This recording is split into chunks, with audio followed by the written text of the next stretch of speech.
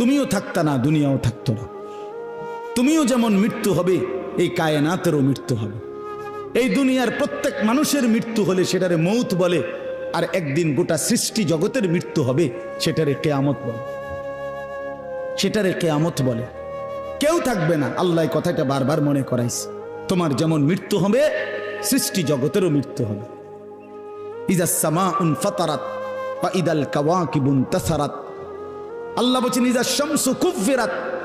আল্লাহ তাআলা এভাবে বারবার বলছে ইজাস সামাউন শাক্কাত, আসমান ভেঙে যাবে, চূর্ণ বিচূর্ণ হয়ে যাবে, তারকারাজি খসে খসে পড়বে, সূর্য চন্দ্র আলোহীন হয়ে পড়বে। আল্লাহ তাআলা বলেন ইদা রাজ্জাতিল আরদু রাজ্জা, জমিন পাউডারের মতো রেজা রেজা পাউডার হয়ে যাবে। আল্লাহ তাআলা বলছে পাহাড়গুলো তুলার মতো ধুলির মতো উঠতে থাকবে। আল্লাহ বলছে বান্দা, একদিন আমি গোটা কায়নাত আমি শেষ করে দেব, আমার সংসার আমি গুছায় ফেলবো, আমার এই কায়নাত আমি আল্লাহ তাআলা ইসরাফিলের সিঙ্গার ফু দিলে আমি আল্লাহ তাআলা গুটিয়ে ফেলব। এই কথাটাই আপনাদের সামনে এখানে আমি শুনাইতে চাই। এই অল্প একটু শুনে আল্লাহ তাআলা এখানে এই কথাটাই তুলে ধরছেন কোরআনের বহু সূরায়, যে বান্দা এই সৃষ্টি জগৎ একদিন থাকবে না, কিয়ামত হবে, একদিন ইসরাফিল ফু দিবে। ইসরাফিল যেদিন ফু দিবে, কোরআনে এই বর্ণনাটা দুই ভাবে আছে। একটা হলো ইসরাফিল প্রথমবার ফু দিবে, আরেকটা হলো ইসরাফিল দ্বিতীয়বার ফু দিবে। ইসরাফিল মোট দুইবার ফু দিবে। প্রথমবার ফু দিলে জমিনের মধ্যে ভূমিকম্প শুরু হবে। আল্লাহ বলেন এই ভূমিকম্পটা গোটা পৃথিবী একসাথে, আমার সৃষ্টি পুরাটা একসাথে নড়বে। ইন্না জালজালাতাস সাআতি শাইউন আযীম। আল্লাহ বলেন বান্দা, দুনিয়ায় বহু ভূমিকম্প তুমি দেখছো, তবে মনে রেখো কিয়ামতের ভূমিকম্প, ইসরাফিল ফু দিলে প্রথম যে ভূমিকম্প হবে, কিয়ামত সংঘটিত হওয়ার জন্য, গোটা সৃষ্টিটা ভেঙে চুরে যাওয়ার জন্য, সেটা হবে বড়ই ভয়ানক। সেটা বড়ই ভয়ানক। ইয়াউমা তারাউনাহা তাদহালু কুল্লু মুরদিআতিন আম্মা আরদাআত। কোরআন শরীফে আছে এই প্রথম ভূমিকম্প যখন শুরু হবে জমিনে, ইসরাফিলের ফু শুরু হবে, সব কিছু যখন ভাঙতে শুরু করবে, আল্লাহ তাআলা বলেন যে মা তার দুধের বাচ্চা কোলে দুধ খাওয়াচ্ছিল, ওই মা সন্তানকে ছুঁড়ে ফেলে দিয়ে পাগলের মতো ছুটতে থাকবে। ওয়াতাদাউ কুল্লু যাতি হামলিন হামলাহা, যে মায়ের পেটের বাচ্চা 10 মাস পূর্ণ হয়ে গেছে, এই আর ঘন্টা 2-4 ঘন্টা পরে বাচ্চাটা প্রসব হবে। আল্লাহর কসম, আল্লাহ কোরআনে বলছে সেই গর্ভধারিণী মা 10 মাস যে তার সন্তানকে গর্ভে লালন করেছে, ইসরাফিলের ফু দিলে জমিনের কম্পন যখন শুরু হবে, ভূমিকম্প, তখন এই গর্ভধারিণী মা এভাবে দৌড়বে, এভাবে ছুটবে, নিজের বাচ্চা নিজের থেকে খালাস হয়ে পড়ে যাবে, বা ফিরেও তাকাবে। ও তারা নাসা সুকারা, আল্লাহ বলে সমস্ত মানুষগুলো বাতালের মতো দৌড়তে থাকবে। এইভাবে সব কিছু কাঁপতে কাঁপতে সব কিছু কিছু দূর গিয়া গিয়া ভাঙ্গা ভাঙ্গা পড়বে, মুখ থুবড়ে পড়বে। তো আল্লাহ রাসূল সাল্লাল্লাহু আলাইহি সাল্লাম বলেন সমস্ত কিছু এই সৃষ্টি জগতের যা আছে আল্লাহ ব্যতীত সব কিছুই প্রথম ফুঁয়ের পরে কাঁপতে কাঁপতে ভূমিকম্পের মতো হয়ে জমিনের তলদেশে চলে যাবে। মাটির উপরে তখন একটি সুতা আর থাকবে না, আর কিছুই না। এই হলো কিয়ামত, প্রথম ফুঁ, প্রথম ভূমিকম্প। নির্দিষ্ট একটা সময় পরে আবার আল্লাহ তাআলা ইসরাফিলকে জীবিত করে আবার বলবেন আরেকটা ফুঁ দাও,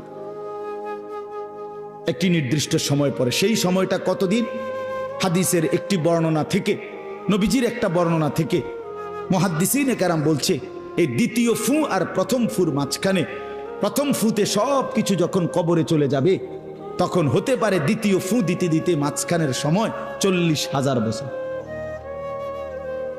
আমার বন্ধু, আমার বাপ, আমার ভাই, রাত হইছে, কষ্ট সবাই করতেছেন, এতটুকু তো ভাবেন সর্বশেষ যেই লোকটা কবরে যাবে, শেষ হতে পারে তাকে কবরেই থাকতে হবে 40,000 বছর। তো এখন যারা মরতেছে তারা কবরে আছে আজকে কত বছর? নবীজি সাল্লাল্লাহু আলাইহি সাল্লামের জামানায় যারা মারা গেছে তারা আজকে কতদিন কবরে? ওই নূহ আলাইহিস সালামের জামানায় যারা মারা গেছে তারা আজকে কতদিন কবরে? ভেবে দেখেন। আচ্ছা, এই শেষ লোকটাই যদি 40,000 বছর থাকতে হয়, আর যদি কবরের আযাব হয় তার কি পরিমাণ কষ্ট পাবে সে, কি পরিমাণ কষ্ট পাবে। আল্লাহ রাসূল সাল্লাল্লাহু আলাইহি সাল্লাম বলেন কবরের প্রথম শাস্তিটা কি? কোন ব্যক্তি যখন কবরের প্রশ্নের জবাব দিতে পারবে না, তখন আল্লাহর পক্ষ থেকে ফেরেশতাদেরকে বলবে কাযাবা আব্দি, আমার বান্দা মিথ্যা বলেছে। ফাআফরিশুহু মিনান নার ওয়ালবাসুহু মিনান নার ওয়াফতাহু লাহু বাবান ইলান নার। আল্লাহ বলবে ফেরেশতাদেরকে, ফেরেশতারা আমার এই নাফরমান বান্দার কবরের মধ্যে জাহান্নামের বিছানা বিছিয়ে দাও, আগুনের পোশাক পরিয়ে দাও, আর জাহান্নাম বরাবর তার জন্য একটা দরজা খুলে দাও। এরপরে নবীজি বলছেন ফেরেশতারা এই ব্যবস্থাপনা করে আল্লাহর কসম বাফ, নবীজি বলছেন ফেরেশতারা যখন চলে যাবে এই আগুনের বিছানা বিছাইয়া, আগুনের পোশাক পরাইয়া, আর জাহান্নামের দরজা খুলে দিয়ে যখন কবরে রেখে এই নাফরমানকে রেখে যাবে, তখন আল্লাহ নবী সাল্লাল্লাহু আলাইহি সাল্লাম বলেন প্রথম মুহূর্তেই ফেরেশতা চলে যাওয়ার সাথে সাথে মাটি ডান দিক থেকে এই নাফরমানকে একটা চাপ দিবে, বাম দিকে ডান পাশের হাড্ডি পাঁজর ভাঙ্গা বাম দিকে চলে যাবে। বাম দিকের মাটি ডান দিকে চাপ দিবে, তো বাম দিকের হাড্ডি পাঁজর ভাঙ্গা ডান দিকে চলে আসবে। আল্লাহ আমাকে মাফ করে দেন। আল্লাহুম্মা ইন্নী আউযু বিকা মিন আযাবিল কবর। নবী সাল্লাল্লাহু আলাইহি সাল্লাম 5 ওয়াক্ত নামাজের পরে, আল্লাহর কসম বন্ধু, প্রতিদিন 5 ওয়াক্ত নামাজের পরে নবীজি কবরের আযাব থেকে পানাহ চাইতেন প্রতিদিন। হযরত উসমান রাদিয়াল্লাহু তাআলা আনহু কবরের সামনে দাঁড়াইলে এই পরিমাণ কাঁদতেন, হাত্তা ইয়াবুল্লা লিহিয়াতাহু, হাদিসে আছে কিতাবে যে তার দাড়িগুলো ভিজে ভিজে যাইত, দাড়ি ভিজে যাইত, এই পরিমাণ কাঁদতেন কবর দেখলে। এরপরে তো সামনে ভাইয়া, বিষয়টাকে হালকা মনে করেন না বাবারা আমার, ছেলেরা আমার, বিষয়টাকে দোস্ত আমার হালকা মনে করুন। এই বেনামাজি জিন্দিগি কষ্ট পাইবেন, এই বেহায়ার জিন্দিগি কষ্ট পাইবা বাপ।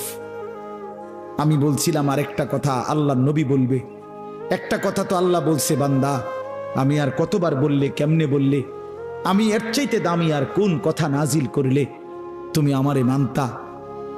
আর নবীজি বলবে হাসরের ময়দানে, নবী বলবে উম্মত তুমি জানো, হাদিসের তাফসীরের মধ্যে আছে প্রত্যেক ব্যক্তি, আল্লাহ বলছে নবীকে, আমাদের নবী সাল্লাল্লাহু আলাইহি সাল্লামকে, বন্ধু আপনারে সামনে রাইখা আপনার উম্মতের আমল নামা আমি আপনারে সামনে রাইখা খুলমু। নবী সাল্লাল্লাহু আলাইহি ওয়াসাল্লাম যখন উম্মতের আমল নামা খুলে দেখবে, খোদার 365 দিনে কোনো দিন ফজরের নামাজের সেজদা নাই, 30 বছর সুদের ব্যবসা করছে, 50 বছর মিথ্যাই বলে গেছে, হারাম রোজগারি করেছে, 30 বছর যাবত মহিলাটা কোনো পর্দা করে নাই, ঘরের মধ্যে কোনো দিন শরীয়ত বলতে কিছু নাই। আল্লাহর নবী সাল্লাল্লাহু আলাইহি সাল্লাম তখন বলবে উম্মত তুমি জানো আমি 23টা বছর অনবরত তোমার জন্য কেঁদেছিলাম।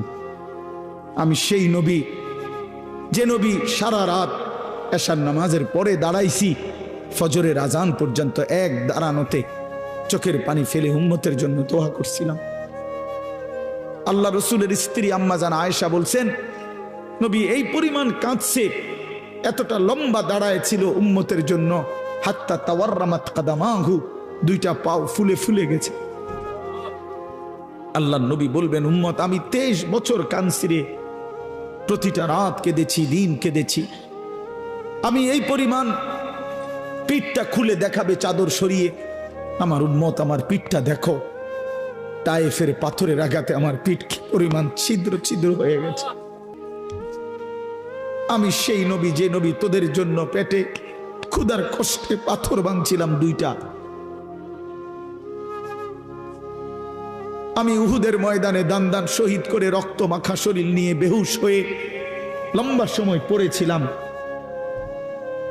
আমার ঘরের চুলায় 3 মাস, হাদিসে আছে আম্মা জান আয়েশা বলছেন নবীজির ঘরে আমরা 9 জন বিবি, উনি বলছে আল্লাহর কসম 3 মাস কোনদিন টানা 3 মাসে কোনদিন আমাদের ঘরের চুলায় 9 জন বিবির ঘরে কারো ঘরের চুলায় কোনদিন আগুন জ্বলে না। 3 মাস খেজুর আর পানি দিয়ে আমরা জিন্দেগি কাটাইছি। আল্লাহর নবী বলবেন, উম্মত তাহলে এত কাঁদলাম কার জন্য, এত রক্ত ঝরাইলাম কার জন্য, পেটে পাথর বাঁধলাম কার জন্য, বিনিময়ে এটা কি আমল নামা নিয়ে আসছো? ছেলেরা বলো ভাই, একটা ছেলে বলো, রাসূলুল্লাহ সাল্লাল্লাহু আলাইহি ওয়াসাল্লামের সুপারিশটা একটা মামুলি ব্যাপার। রাসূলুল্লাহ সাল্লাল্লাহু আলাইহি ওয়াসাল্লাম বলবে, উম্মত এটা কি আনলাম আমি এই আমল নামা নিয়া? আমার মতো এত বড় শ্রেষ্ঠ রাসূলের উম্মত তুমি, আমি মালিকের সামনে দাঁড়ামু কেমনে, এটা দেখামু কেমনে? আরে চেয়ারম্যান ভাই, আপনি কেমনে দেখাইবেন? আপনার অনুসারী যদি, আপনার অঞ্চলের একজন মানুষের যদি পুরাটা পৃষ্ঠার মধ্যে 110টা মামলা থাকে, আপনি তার জন্য কেমনে নেবেন? আপনি একজন উপরস্থ পদস্থ কর্মকর্তার কাছে আপনি কিভাবে সুপারিশ করবেন? বেটা তোর তো কিছুই নাই বেটা, শুধুই অপরাধ আর অপরাধ ছাড়া। তো এই বেচারা লজ্জিত হবে কিনা বলেন না কেন? তো নবী সাল্লাল্লাহু আলাইহি সাল্লাম বলবেন, উম্মত তুই আমার মতো শ্রেষ্ঠতম রাসূলের মাথাটা তো ছোট করে ফেললি, তুই তো আমার উম্মত, তুই এটা কি আনলা? আমি কেমনে দেখাবো এটা আমার মালিকের সামনে যে রব্বুল আলামিন এটা আমার উম্মতের আমল নামা? ওফ, চলেন ভাই,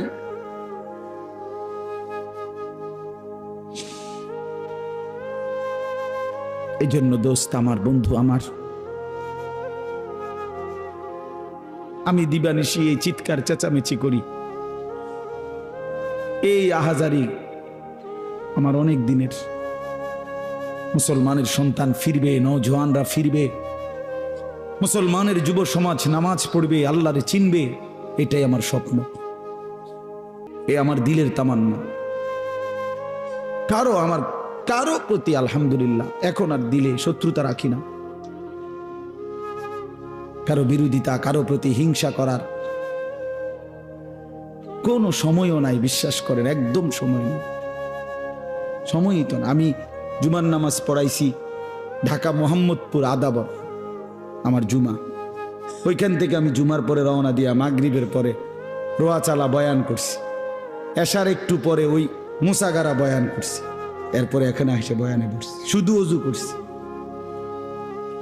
শুধু অজু, শুধু সময় বাঁচানোর জন্য মসজিদের খানাটা খাই নাই, হোটেলে, পথের একটা হোটেলে মদনপুর পার হয়ে আসা অল্প কয়টা ভাত খাইছি। এটা বলার উদ্দেশ্য হলো কেরামতি বুজুর্গি বুঝানো না, আল্লাহর কসম বুঝানো হইল এই কথার ফিকির যে কাউরে প্রতিপক্ষ ভাববার কোনো দরকার নেই, কোনো দরকার নেই। আল্লাহ আমাদের সবাইকে বুঝ দান করেন। প্রতিটা ছেলের প্রতি আমার অনুরোধ, বাবা তুমি নষ্ট হইও না, তুমি বরবাদ হইও না। এক বন্ধুর খপ্পরে পইরা, একটা সামান্য মোবাইলের খপ্পরে পইরা, একটা দুষ্ট নারীর খপ্পরে পড়ে, মেয়ের খপ্পরে পড়ে চরিত্রহীন হইও না, চরিত্রহীন। আল্লাহ তাআলা মানুষকে যেই চাহিদা দিছে সেটা পূরণের বৈধ ব্যবস্থাও দিছে। মানুষকে আল্লাহ তাআলা তৃষ্ণা দিয়েছেন, তো তৃষ্ণা নিবারণের জন্য পবিত্র হালাল পানীয় আল্লাহ তাআলা দিয়েছেন। মানুষকে আল্লাহ তাআলা ক্ষুধার চাহিদা দিয়েছেন, তো হালাল খাবারও আল্লাহ তাআলা দিয়েছেন। তো মানুষের লজ্জাস্থানের যেই চাহিদা, শাহওয়াত, যৌন চাহিদা, এটা আল্লাহ তাআলা দিয়েছেন, তো এটা পূরণের জন্য হালাল স্ত্রী আল্লাহ প্রত্যেক পুরুষের জন্য ব্যবস্থাও রেখেছেন। কেন নষ্ট হইব? চরিত্রহীন হইবা কেন? উলঙ্গ ছবি আর নর্তকীর পিছনে জীবন শেষ করে দিবা কেন? কি দুঃখে বন্ধু নষ্ট হইলা বলো? অনেক ছেলে তো এখানে বসছো মাশাআল্লাহ, কিন্তু অনেক ছেলের চেহারা দেখলেই বোঝা যায় ভাইয়া নামাজ পড়ো না, চেহারায় সেজদার চিহ্ন নাই দোস্ত আমার, চিহ্ন নাই। আল্লাহ আমাদেরকে মাফ করে দেন। তো আল্লাহ তাআলা বলেন ইসরাফিলকে আল্লাহ দ্বিতীয়বার উঠাবে, উঠাইয়া বলবে ইসরাফিল আবার ফু দাও। এই আবার ফু দিলে এবার আবার জমিন কাঁপতে শুরু করবে দ্বিতীয়বার। তো প্রথমবার ফু দেওয়াতে জমিন কাঁপতে কাঁপতে সব কিছু কই গেছিল? নিচে, মাটির নিচে। মাটির উপরটা কি? খালি, ফাঁকা না?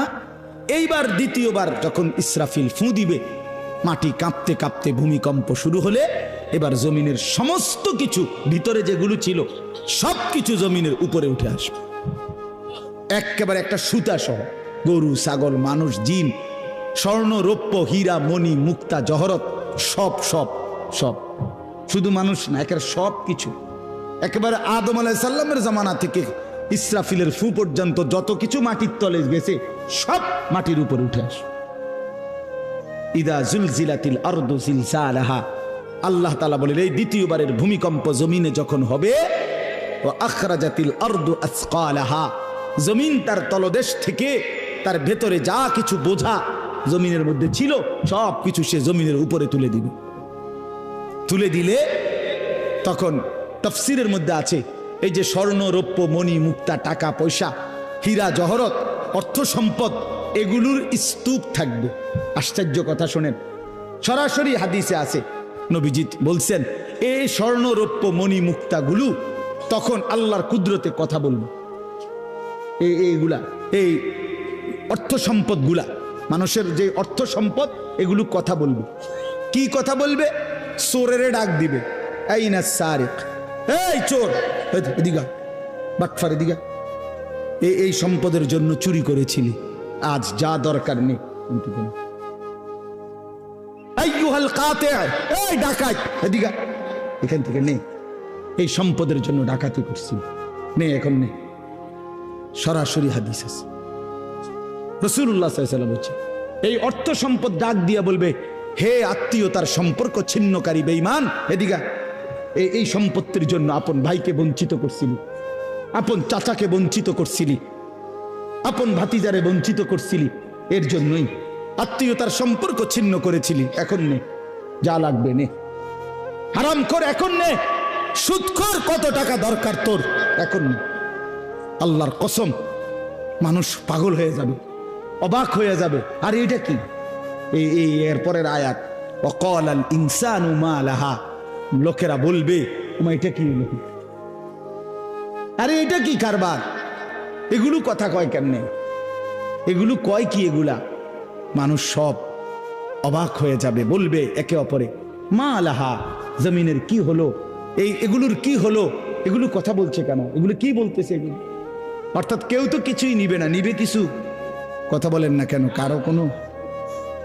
তো এবার আল্লাহ বলেন ইয়াউমা ইদিন তুহাদ্দিসু আখবারাহা, আল্লাহ বলে বান্দা অর্থ সম্পদগুলো কথা বলছে দেখে অবাক হইলা, এখনো না দেখবা আসল খেলা, এখনো না দেখবা মেন খেলাটা, যে এখন দেখবা তোমার পায়ের নিচের জমিন, তোমার পুরা জিন্দেগির ভালো মন্দ সমস্ত কিছু তোমার সামনে আমি আল্লাহর সামনে বলে দিব। এখন শুনবে, এই জমিন তোমার ভালো মন্দ কথা বলবে। ইয়াউমা ইদিন তুহাদ্দিসু আখবারাহা, তোমার প্রতিটা মিনিট সেকেন্ড একাকী প্রকাশ্য, ঘরে বাহিরে, লোকালয়ে, আলোতে, অন্ধকারে, রাত গভীরে, দিনের আলোতে, তুমি যা ভালো করেছো তাও বলবে, তুমি যা মন্দ করেছো তাও বলবে। রাত গভীরে তাহাজ্জুদের নামাজ পড়ছিলা, এই জমিন এখন বলবে রাত গভীরে জিনা ব্যভিচার আর মদের আড্ডা, জুয়ার আড্ডায়, নারীর আড্ডায় পড়েছিলা, এটাও এখন বলবে। শুনবে, এখন শুনবে। তখন লোকেরা বলবে হায়, জমিন কেমনে কথা বলে, সম্পদ কেমনে কথা বলে। তো আল্লাহ বলেন বিআন্না রাব্বাকা আওহা লাহা, এজন্য বলে যেহেতু আল্লাহ তাআলা আদেশ করেছে। আল্লাহ আদেশ করলে তার গোটা সৃষ্টি কথা বলে, তাহলে মূলত জিহ্বায় কথা বলে না, আল্লাহ আদেশ করলে গোশতের এই টুকরাটা কথা বলে। নাহলে যেই লোক, আপনারা কোনো বোবা দেখছেন, কথা বলেন না, বোবা মানুষ দেখছেন কখনো? তো বোবা মানুষের তো জিহ্বা নাই, ঠিক না? আছে না? আছে কিনা বলেন না? তো হে কথা কয় না কা, কথা বলে না কা কেন? মানে কথা বলে না কেন, মানে জিহ্বা তো আছে কিন্তু কথা বলে না। বুঝা গেল কি? আল্লাহর হুকুম হলে কথা বলে। যে কানে শুনে না, তার এখান দিয়ে এরকম কান নাই, তো হে শুনে না কান, তাহলে কানে দিয়ে শুনে না, আল্লাহর হুকুম হইলে শুনে। যে অন্ধ, সে তার কি এরকম চোখ নাই, তো হে দেখে না কা। মূলত আল্লাহর হুকুম হলেই চোখে দেখে, নাইলে দেখেন। তো ঠিক আল্লাহর হুকুম হইলে গোশতের এই টুকরাটা যদি কথা বলতে পারে, আল্লাহর হুকুম হইলে গোটা সৃষ্টিও কথা বলতে পারে, গোটা সৃষ্টিও কথা বলতে পারে। এবার আসেন এই শেষ, ইয়াউমাইদিন ইয়াসদুরুন নাসু আশতাতাল লিয়ারাউ আমালাহুম, ফেরেশতারা সমস্ত মানুষকে দলে দলে দলে দলে গ্রুপ গ্রুপ করে ভাগ করে দিবে। আর এই ভাগে ভাগে লোকেরা নিজেদের পুরা জিন্দেগির আমলনামা দেখার জন্য, নেওয়ার জন্য নির্দিষ্ট জায়গায় যাবে। ফেরেশতারা বলবে যান, সামনে যান। সামনে গেলেই আপনার আমলনামা আপনি আপনার হাতে পাবেন, আপনি পড়বেন, আপনি দেখবেন, যান ওইখানে ফাইল দিতেছে, যান সবাই যান। এই দলে দলে মানুষ যাবে। এইবার আমলনামা যখন হাতে দিবে, আল্লাহ তাআলা বলেন ফামান ইয়ামাল মিসকালা যাররাতিন খায়রান ইয়ারা, এক বিন্দু ভালো যে করেছে সে তাও দেখতে পাবে। ওমান ইয়ামাল মিসকালা যাররাতিন শাররান ইয়ারা, এক বিন্দু মন্দ যে করেছে সে তাও দেখতে পাবে। প্রতি সেকেন্ড, প্রতি ঘন্টা, প্রতি মিনিট, প্রতি মুহূর্ত, প্রতি লম্হা, প্রতি জাররা সে দেবে। জাররা এই শব্দটা হলো কোরআনের, এই শব্দটা একটি এতটুকু পরিমাপ তাফসীরের মধ্যে লিখছে লা জিনাতা লাহা, যেটার কোনো ওজন হয় না, মাপলে কোনো ওজন আসে না, এত সামান্য। মানে এটা 100 গ্রামও না, 1 গ্রামও না, 1 গ্রামও না, 1 গ্রামের অর্ধেকও না, অর্ধেকের অর্ধেকও না। এটা অণুও না, পরমাণুও না, এটা ইলেকট্রনও না, নিউট্রনও না, প্রোটনও না, কিচ্ছু না। বিজ্ঞান তো এগুলো ভাগ করছে না, ভাগ করে করে আপনার অণু থেকে পরমাণু, পরমাণুর থেকে এখন আরো ভাগ করছে। এই ইলেকট্রন, প্রোটন, নিউট্রন এগুলো ভাগ করতে করতে সূক্ষ্ম থেকে সূক্ষ্ম, সূক্ষ্ম থেকে সূক্ষ্ম বিজ্ঞান বাহির করতেছে। কিন্তু জাররা বলে যেটার কোনো ওজনই নাই, কিচ্ছু নাই, এটা এত সামান্য, মানে তুমি যেটারে কিছুই মনে করো নাই, আল্লাহ বলেন ওইটাই তুমি দেখবে, ওইটাই দেখবে। এই জন্য বাপ আমার শেষ রাত গভীরে এই কথাই, আমরা আমাদের একাকী কিংবা প্রকাশ্য, আমরা আমাদের রাত কিংবা দিন, ঘর কিংবা বাহির আড়াল করবার সুযোগ নেই। সুযোগ আছে ভাইয়া? ছেলেরা কাজেই রাতের 3টায় দুনিয়া ঘুমায়, আল্লাহ ঘুমায় না। অশ্লীল ছবি দেখো না। রাতের 3টায় মা ঘুমায়, বাবা ঘুমায়, মালিক ঘুমায় না। রাতের 3টায় মহল্লাবাসী ঘুমায়, কিন্তু আল্লাহ ঘুমায় না। আলাম ইয়ালাম বিআন্নাল্লাহা ইয়ারা, আল্লাহ বলে বান্দা তুমি জানো আমি কিন্তু সারাক্ষণ তোমাকে দেখি। কতক্ষণ? কতক্ষণ? আল্লাহ দেখেন কখন? সারাক্ষণ। এই জন্য আমরা প্রত্যেকে ইনশাআল্লাহ নিয়ত করি যে আমরা আমাদের আখিরাতকে ভাববো, ফিকির করব। আখিরাতের আশায় গুনাহ ছেড়ে দেন, আল্লাহর নাফরমানি ছেড়ে দেন, হালাল পথে জিন্দেগি চালান। একটু কষ্ট হলেও চলে যাবে, পার হয়ে যাবে। ऐसे रहे या वैसे रहे वहां देखना फिर कैसे रहे। বুজুর্গরা বলে এ দুনিয়ায় এমনে থাকো আর এমনে থাকো, কাইট মাইট হইয়া চিত্তিয়া মিত্তিয়া উঠতে লাগা। আসল দেখার বিষয় হলো ওয়াহা কেসে রাহে, সেখানে কেমন থাকবা, এটা হলো দে। এটা শেষ হয়ে যাবে। আজ রাত যার বাসর রাত, তারও ভোর হবে। আজকের রাত যার জেলখানায় ফাঁসির রাত, তার রাতও কি হয়ে যাবে? অট্টালিকার মানুষটাও মরে যাবে, জীর্ণ কুঠিরের মানুষটাও মরে যাবে। কোনোদিন দুঃখ যে দেখে নাই সেই সুখী মানুষটাও কবরে চলে যাবে। কোনোদিন সুখ যে দেখে নাই সেও মরে যাবে। আমিও না, আপনিও না, বাবাও না, সন্তানও না, মাও না, কেউ না, কেউ থাকবে না, কেউ না, কেউ না। আজকে আমরা কবরবাসীদের স্মরণ করে দোয়া করি, এই আগামী 20 বছর 30 বছরের মাথায় আমাদেরকে স্মরণ করে, আমাদেরকে কবরবাসী মনে করে, আমাদের পরবর্তীরা মনে করে। এই না জিন্দিগি? কথা বলেন না, এই না জিন্দিগি? এই জন্য আমরা ইনশাআল্লাহ সবাই মিলে ফিকির করি নিজের ভালো, নিজের কল্যাণ। এতটুকু যদি কারো বিবেক না থাকে ভাইয়া, তো সে বুঝলো কি? এজন্য নিজের ভালো দেখেন। ওয়ালা তুলকু বিআইদিকুম ইলা তাহলুকা, আল্লাহ বলছে বান্দা নিজেরে নিজে ধ্বংসের দিকে ঠেলে দিও না, নিজের এত বড় ক্ষতি করো না বান্দা। এই পৃথিবী তুমি গেলেও থাকবে। এই আমরা যারা মনে করি, হ্যাঁ অনেক বয়স্ক মাঝ বয়সী লোক আছে, আমি থাকতে যদি আমার জি40 একটু ঘর দুয়ার জাগা জমি দলিল টলিল একটু লাইন ফাইন করে দিয়ে যাইতে না পারি, আমি মরলে তারা কেমনে চলবো কেমনে খাইবো হেবড়া কয় চা দোয়ানে বইয়া বইয়া হেবড়া কেমনে চলবো তারা না চাচা আমনে মরিলে আর পৃথিবীতে কামাই রোজগারি উপার্জন সব বন্ধ হয়ে যাবে আমনেই শেষ কামলা পৃথিবীর শেষ কামলা আমনে মরার পরে মানুষ সব আপনার জিফুত বহন খাইব চা দিয়া বিজাইয়া